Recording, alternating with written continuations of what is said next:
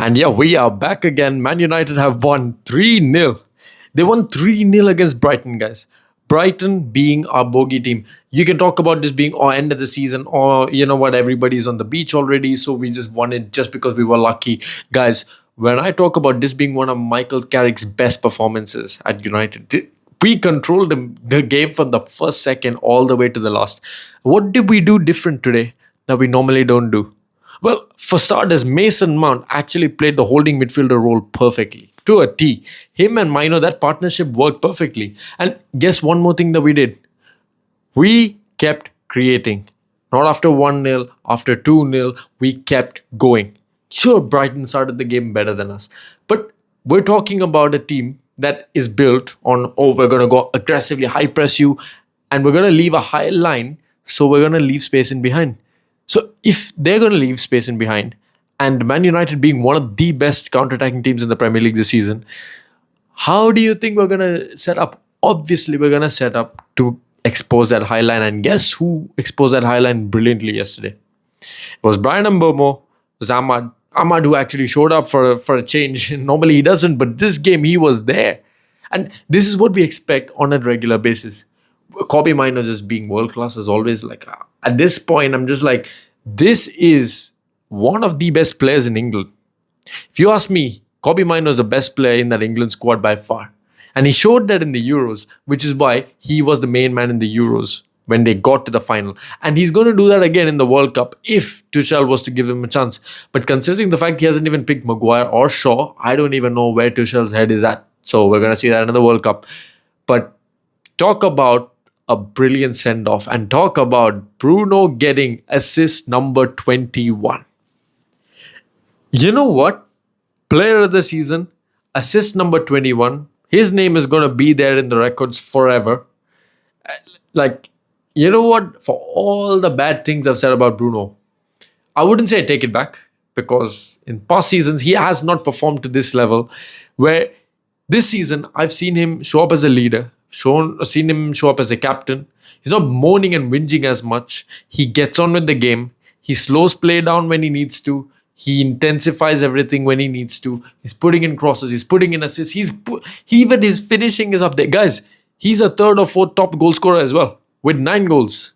He scored 9 goals. He could have made it 10. Had he not tried to look for another pass, he would have made it 10 in this very game. And Bruno deserves all the plaudits he's getting this season, because I even saw the video where he made with the Diary of a CEO, and there he talks a lot about what the role of Bruno is, what he was expected to do under different managers. There you understand that Carrick is pretty much giving him freedom. And in fact, we understand one more thing that Bruno talks about Carrick. And what is that?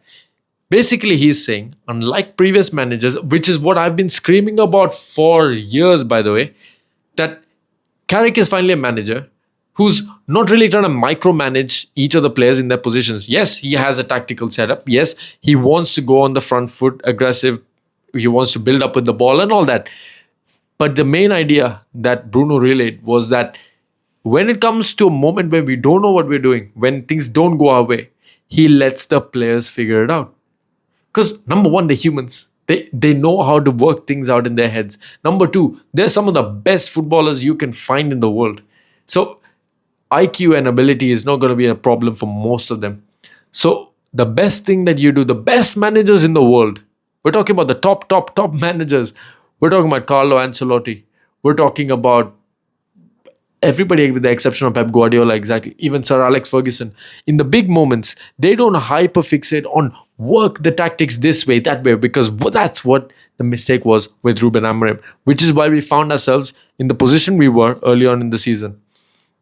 Because when certain managers want to micromanage their players, what they're going to find out is that it doesn't work all the time. Sometimes you just need to let these players play themselves, because sometimes they can find the pockets. They know what they're doing. They know how the game is going. Because when let's say, for example, a manager brings on a centre-back, all the players on the pitch by default understand that means they want to go more defensive.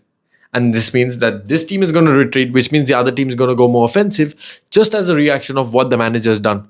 Now, the same thing can be applied on the other side. If we go for a striker sub, that means we are saying we want to go more attacking, which means the other opposition is going to think, well, they're going to go more attacking, so we're going to go a bit more defensive or counter them. And these kind of things are things that players can pick up on the pitch. And so you don't need to micromanage every single action, which is why we've seen our players fail under Ten Hag ultimately, why we failed under Amorim, because we have too much hyperfixation on you have to do it this way. In fact, the funniest thing is the only reason why Ole was the best manager till now, since Ferguson, has been because he let the players play all on their own. And they had to figure it out. But the problem with Ole was that when we needed tactics, when we needed a setup in certain moments, he didn't have it. Right? That's when he would go blank. That was the main problem with Ole. And what I see with Carrick is that, okay, maybe Carrick is not the best tactician, right? We don't need the best tactician as the manager, because that is why you have a backroom staff. And when you have a backroom staff with Steve Holland, who's experienced, who's been there in Chelsea, who's been there in the England setup, he knows what it takes to win. And he's a Man United fan if you want to add that to it. And then if we get certain coaches, like we're looking at a coach from Bayern Munich, we're talking about a winner then. And we're bringing in more winners. We're bringing in the right setup around Carrick. And then suddenly Carrick becomes a man manager, kind of what Fergie did. And then we have this world-class tactical setup behind him, along with the board who's also working along in tandem with him. Now you're building a team that is going to win the Premier League. Because now you have the players. The players are going to be almost locked in, right? Once we get the midfielders, once we get players who can really play in the system, then we're there. But apart from that, guys, we're building something big, right? Whoever wants to come along with us can come along with us, because I'm saying this right now, early prediction, we will be challenging for the Premier League next season. Now, will we win it? Big shout. I'm not going to say anything like that. But we will be challenging for the Premier League next season and ending the season like this at a bogey team like Brighton and performing the way we did. It's no easy feat. The fact that we're still here, that we won 3-0 without Casemiro, without Sesko, without Cunha even stepping on the pitch for a second. This shows you that this United team is ready to go to the next level. Talk about Champions League. Just get me a midfielder, Matheus Fernandes. Now, if it's going to be Ederson or Baleba, I would choose Baleba over Ederson. And get me in the third midfielder, get me either Tchouaméni or Tonali. And we are going to be set up for that midfield rebuild. And then, of course, we need a winger as well. But as a winger, I would say not Mbeumo. Because Mbeumo, as good as he played, why did he play good today? Because he was kind of playing as a centre forward. He wasn't even playing as a striker really, a centre forward, a drag back role. And Mbeumo has been effective mostly when he's playing as a centre forward, not as a striker, not as a winger.